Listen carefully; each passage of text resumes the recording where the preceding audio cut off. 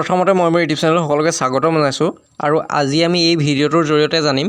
যে কেনেদৰে আমি এটা সাধু বা কাহিনী পঢ়ি ইংৰাজীৰ কিছুমান নজনা শব্দৰ অৰ্থ সহজতে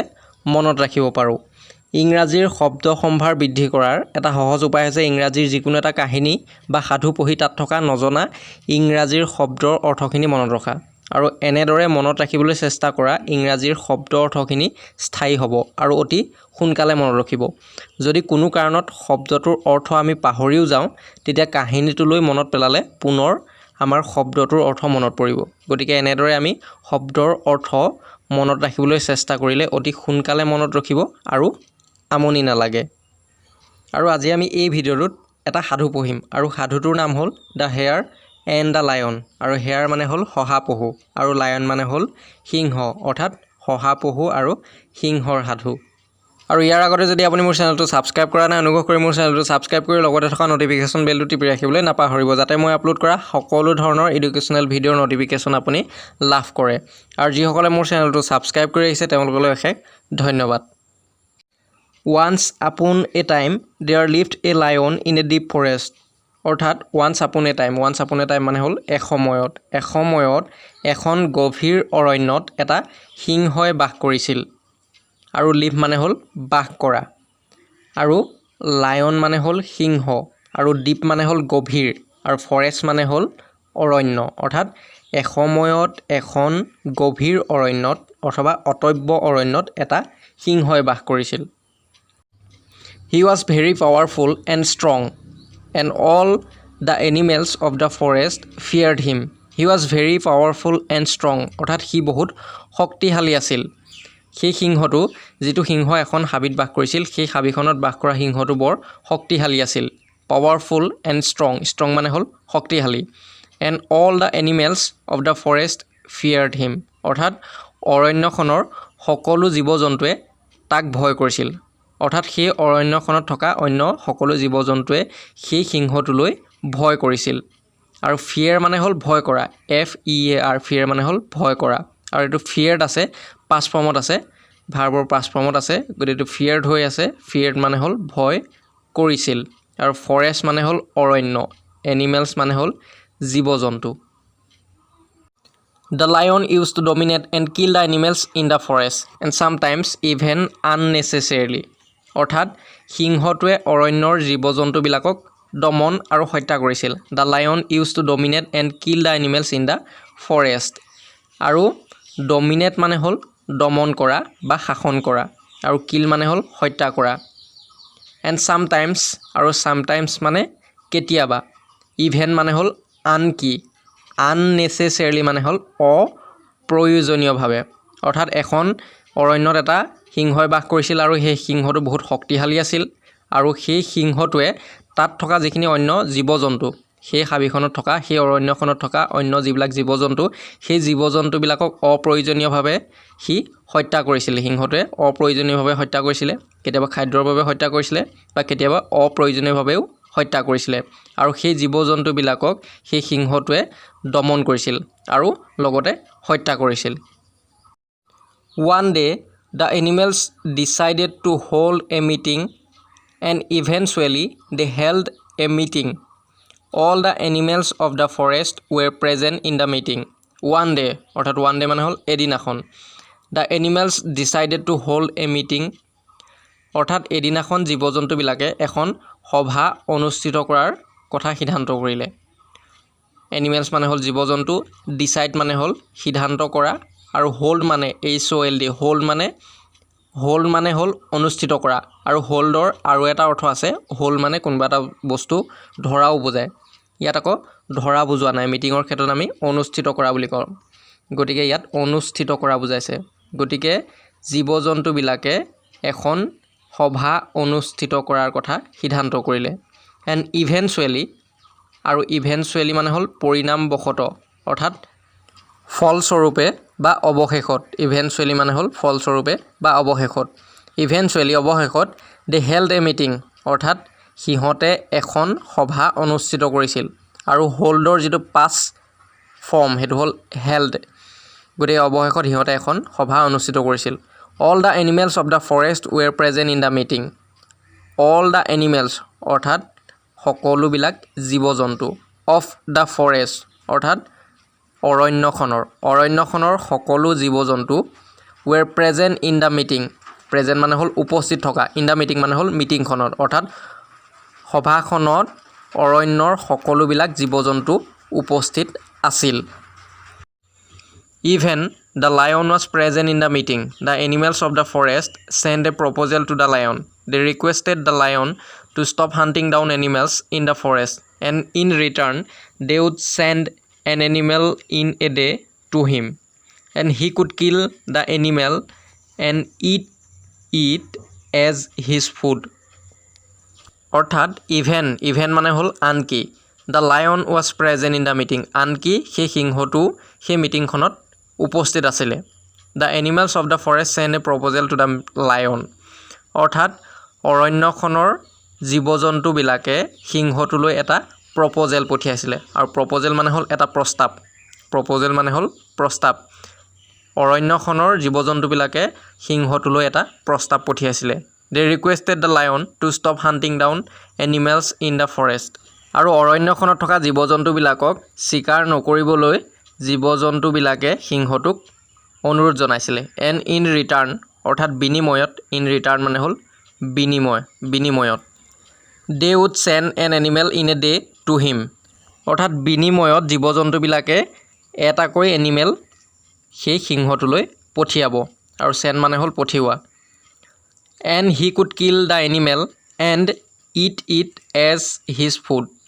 আৰু সিংহটোৱে সেই এনিমেলটোক হত্যা কৰি তাৰ খাদ্য হিচাপে গ্ৰহণ কৰিব পাৰিব আৰু ইয়াত কিল মানে হ'ল হত্যা কৰা আৰু ইট মানে হ'ল খোৱা আৰু ইট মানে হ'ল এইটো এজ মানে হ'ল দৰে আৰু ফুড মানে হ'ল আহাৰ the lion agreed but placed a condition if the animal did not reach him he would kill each of the animals of the forest the animals agreed to his condition one day it was the turn of a hare the hare was so' clever he did not want to die অৰ্থাৎ জীৱ জন্তুবিলাকে সিংহটোলৈ যিটো প্ৰস্তাৱ পঠিয়াইছিলে সেই প্ৰস্তাৱটো সিংহটোৱে সন্মতি জনাইছিলে সেই প্ৰস্তাৱটোত সিংহটো সন্মতি আছিল দ্য লায়ন এগ্ৰি অৰ্থাৎ এগ্ৰি মানে হ'ল সন্মতি হোৱা বাট প্লেচ এ কণ্ডিশ্যন কিন্তু তাত এটা কণ্ডিশ্যন ৰাখিছিল কণ্ডিশ্যন মানে হ'ল চৰ্ত কিন্তু এটা চৰ্ত ৰাখিছিল if the animal did not reach him he would kill each of the animals of the forest if the animals did not reach him যদি সেই যিটো জন্তু সেই এনিমেলটো যদি সিংহটোৰ ওচৰত নাপায় he would kill each of the animals of the forest আৰু তেতিয়া সেই সিংহটোৱে ফৰেষ্টখনৰ অৰ্থাৎ অৰণ্যখনৰ সকলো জীৱ জন্তুকে হত্যা কৰিব ইচ মানে হ'ল প্ৰত্যেক গতিকে প্ৰতিটো জীৱ জন্তুকে হত্যা কৰিব the animals agreed to his condition আৰু এনিমেলবিলাকেও অৰ্থাৎ জীৱ জন্তুবিলাকেও সিংহটোৰ চৰ্তটোত মান্তি হৈছিল one day it was the turn of a hare আৰু এদিনাখন এইটো আছিলে সহাৰ পাল এটা সহাৰ পাল আছিলে টাৰ্ণ মানে হ'ল পাল গতিকে one day it was the turn of a hair মানে হ'ল সহা আৰু সেইদিনাখনি আহিছিলে এটা সহাৰ পাল অৰ্থাৎ সিংহটোৰ ওচৰলৈ যোৱা পালটো আছিলে সেইদিনাখনি এটা সহাৰ দ্য হেয়াৰ ৱাজ ছ' ক্লেভাৰ আৰু সেই যিটো সহা সেই সহাটো বৰ ক্লেভাৰ আছিলে ক্লেভাৰ মানে হ'ল বুদ্ধিয়ক আৰু সেই সহাটো বৰ বুদ্ধিয়ক আছিলে he did not want to die সি মৰিবলৈ ইচ্ছা কৰা নাছিল ৱান মানে হ'ল ইচ্ছা কৰা বা বিচৰা ডাই মানে হ'ল মৰা সি মৰিবলৈ ইচ্ছা কৰা নাছিল thinking about it he was going to the lion while he was walking on his way he found a big well and suddenly a plan came into his mind then he quickly reached the lion was so hungry so he angrily asked him the reason for being late he told the lion that there was another lion in the forest who was stronger than you আৰু thinking about it আৰু এইটো কথা চিন্তা কৰিয়ে he was going to the lion আৰু সেই কথাটো চিন্তা কৰিয়ে সি সিংহটোৰ ওচৰলৈ গৈ আছিল while he was walking on his way he found a big well অৰ্থাৎ সি যেতিয়া তাৰ ৰাস্তাত খোজকাঢ়ি গৈ আছিলে সি এটা ডাঙৰ কুঁৱা পাইছিলে ৱেল মানে হ'ল কুঁৱা বিগ মানে হ'ল ডাঙৰ আৰু ফাউণ্ড মানে হ'ল পোৱা বিচাৰি পাইছিল ৱাক মানে হ'ল খোজকাঢ়ি যোৱা এণ্ড ছাডেনলি আৰু হঠাৎ suddenly মানে হ'ল হঠাৎ a plane came into his mind আৰু হঠাৎ এটা প্লেন তাৰ মনলৈ আহিছিলে মাইণ্ড মানে হ'ল মনলৈ কেম মানে হ'ল আহিছিল কামৰ past form আৰু প্লেন মানে হ'ল আঁচনি এটা হঠাৎ এটা প্লেন তাৰ মনলৈ আহিছিল then he quickly reached the lion আৰু ইয়াৰ পিছত he quickly অতি সোনকালে লায়নটোৰ ওচৰত উপস্থিত হৈছিলে অৰ্থাৎ সিংহটোৰ ওচৰত উপস্থিত হৈছিলে আৰু তাৰ মনলৈ প্লেনটোৰ অহাৰ পিছতে he quickly লায়নটোৰ ওচৰত উপস্থিত হৈছিল the lion was so hungry আৰু সেই সিংহটো বৰ ভুকাতুৰ হৈ আছিল হাংগ্ৰি মানে হ'ল ভুকাতুৰ so he angrily asked him the reason for being late আৰু সেই কাৰণে he খঙেৰে তাক দেৰি হোৱাৰ কাৰণটো সুধিছিলে angrily মানে হ'ল খঙেৰে আৰু ask মানে হ'ল সুধিছিল him মানে হ'ল তাক the reason মানে হ'ল কাৰণ he told the lion that there was another lion in the forest আৰু he সিংহটোক কৈছিলে যে হাবিখনত বা অৰণ্যখনত আৰু এটা সিংহ আছে সিংহটোৰ বাহিৰেও এই অৰণ্যখনত আৰু এটা সিংহ আছে who was stronger than you আৰু যিটো আপোনাতকৈ অতি বেছি শক্তিশালী এই বুলি শহাপহুটোৱে সিংহটোক কৈছিল অৰ্থাৎ শহাপহুটো সিংহটোৰ ওচৰলৈ আহি থাকোঁতে ৰাস্তাতে সি এটা কুৱা দেখা পাইছিলে এটা ডাঙৰ কুৱা দেখা পাইছিলে আৰু সেই কুৱাটো দেখা পোৱাৰ লগে লগে তাৰ মনলৈ এটা বুদ্ধি আহিছিলে এটা প্লেন আহিছিলে আৰু তাৰ মনলৈ প্লেনটো অহাৰ লগে লগে সি তৎক্ষণাত সিংহটোৰ ওচৰলৈ আহিছিলে আৰু সিংহটো অতি ভুকাতুৰ অৱস্থাত আছিলে আৰু সেই কাৰণে সি খঙেৰে তাক দেৰি হোৱাৰ কাৰণটো শহাপহুটোক সুধিছিলে আৰু শহাপহুটোৱে কৈছিলে যে এই সিংহটোৰ বাহিৰেও অন্য এটা শক্তিশালী সিংহ এই হাবিখনত আছে The lion became angry and wanted to see and kill the another lion. The hare cleverly took him to the well which he saw on his way and told the lion that the another lion was inside the well. The lion became angry and wanted to see and kill the another lion. The lion became angry অৰ্থাৎ সিংহটো খঙাল হৈ পৰিছিল angry মানে হ'ল খঙাল became মানে হৈ পৰিছিল and wanted to see and kill the another lion আৰু সি অন্য যিটো সিংহ সেই সিংহটোক চাবলৈ বিচাৰিছিল আৰু হত্যা কৰিবলৈ বিচাৰিছিল The hare cleverly took him to the well which he saw on his way আৰু শহাপহুটোৱে চতুৰভাৱে সিংহটোক সি ৰাস্তাত দেখা কুৱাটোৰ ওচৰলৈ লৈ আহিছিলে and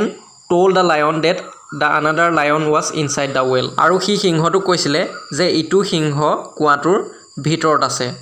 inside মানে হ'ল ভিতৰত another মানে হ'ল অন্য told মানে হ'ল কৈছিল way মানে হ'ল ৰাস্তা way মানে হ'ল ৰাস্তা The lion saw his own reflection in the well and he thought that it was the another lion The lion saw his own reflection in the well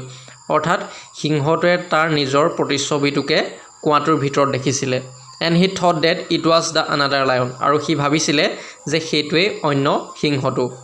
আৰু own মানে হ'ল নিজৰ own মানে হ'ল নিজৰ আৰু ৰিফ্লেকশ্যন মানে হ'ল প্ৰতিচ্ছবি well মানে হ'ল কুৱা thought মানে হ'ল ভাবিছিল আৰু another মানে হ'ল অন্য Getting angry he jumped into the well and drowned Getting angry খঙত he jumped into the well he কুৱাটোত জাপ দিছিল and drowned আৰু সি ডুব গৈছিলে খঙত সি কুৱাটোত জাপ দিছিলে আৰু জাপ দিয়াৰ ফলত সি ডুব গৈছিলে eventually অৱশেষত the lion died আৰু সিংহটো মৃত্যু হৈছিলে The hare became very happy আৰু শহাপহুটো বৰ সুখী হৈ পৰিছিলে and he felt pride that he was somehow able to save his life আৰু সি গৌৰৱ অনুভৱ কৰিছিলে যে সি যিকোনো প্ৰকাৰে তাৰ জীৱনটো ৰক্ষা কৰিবলৈ সক্ষম হ'ল আৰু ফেল মানে হ'ল অনুভৱ কৰিছিল প্ৰাইড মানে হ'ল গৌৰৱ somehow মানে হ'ল যিকোনো প্ৰকাৰে বা যিকোনো উপায়েৰে এবল মানে হ'ল সক্ষম আৰু সেভ মানে হ'ল ৰক্ষা কৰা Returning with flying colors he narrated the entire story to all of the animals of the forest আৰু ৰিটাৰ্নিং মানে হ'ল ঘূৰি অহা with flying colors মানে হ'ল সগৌৰৱেৰে অৰ্থাৎ সগৌৰৱেৰে উভতি আহি he narrated the entire story to all of the animals of the forest he narrated মানে হ'ল বৰ্ণনা কৰা the entire মানে হ'ল সমগ্ৰ বা গোটেই story মানে হ'ল কাহিনী অৰ্থাৎ সি সগৌৰৱেৰে উভতি আহি সি গোটেই কাহিনীটো বৰ্ণনা কৰিছিলে কাক বৰ্ণনা কৰিছিলে to all of the animals of the forest to all of the animals of the forest অৰ্থাৎ ফৰেষ্টখনৰ অৰণ্যখনৰ সকলো জীৱ জন্তুৰ আগত তাৰ গোটেই কাহিনীটো সি বৰ্ণনা কৰিছিলে and thereafter the animals of the forest lived happily in the forest forever thereafter মানে হ'ল ইয়াৰ পিছত সদায় আৰু ফৰ এভাৰ মানে হ'ল গোটেই জীৱন অৰ্থাৎ ইয়াৰ পিছত সদায় অৰণ্যখনৰ জীৱ জন্তুবিলাক সুখেৰে বাস কৰিছিল আৰু যদি ভিডিঅ'টো ভাল লাগিলে অনুগ্ৰহ কৰি এটা লাইক কমেণ্ট আৰু শ্বেয়াৰ কৰিবলৈ নাপাহৰিব আৰু যদি আপুনি মোৰ চেনেলটো নতুনকৈ চাইছে তেন্তে অনুগ্ৰহ কৰি ছাবস্ক্ৰাইব কৰি লগতে থকা ন'টিফিকেশ্যন বেলটো টিপি ৰাখিবলৈ নাপাহৰিব